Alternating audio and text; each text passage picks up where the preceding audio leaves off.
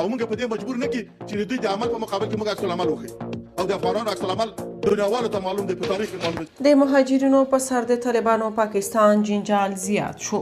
وايي میلیارډونه ډالر مو د دوی په سر واخیست، که صبر مو تمام شو نو بیا به درته ګرانه تمام شي.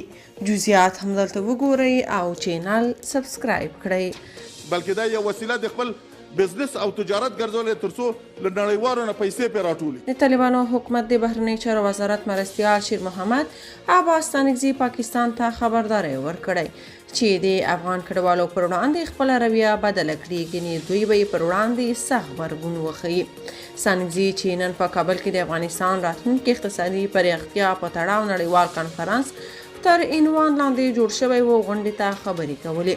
د پاکستان امنیتي ځواکونه ظالمانه او رشوتخوار وبلل او ویل چې له افغان کډوالو یې د هغوی پیسې او شتمنۍ لوټلې دي.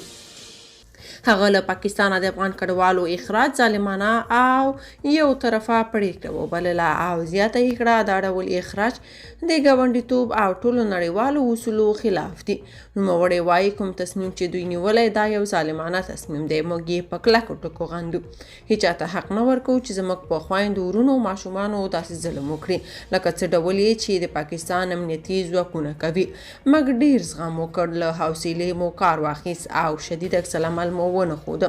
زموږ غوښتنه دا ده چې دوی خپلې رویې ته بدلون ورکړي او موږ مجبور نه کړي چې د دوی د عمل په مقابل کې عکس العمل وښیو.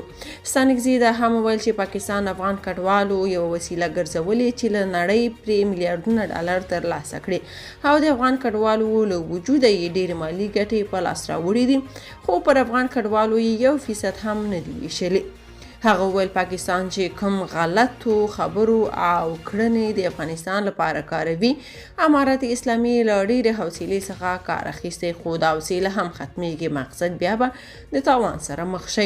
دا په داسې حال کې دا له پاکستان د افغان کډوالو د اخراج لړۍ روانه ده او د طالبانو حکومت د کډوالو چارو وزارت د شمیرو له مخې نږدې 300,000 افغانان وروستی کې د پاکستان لخوا افغانستان ته راشړل شوي دي.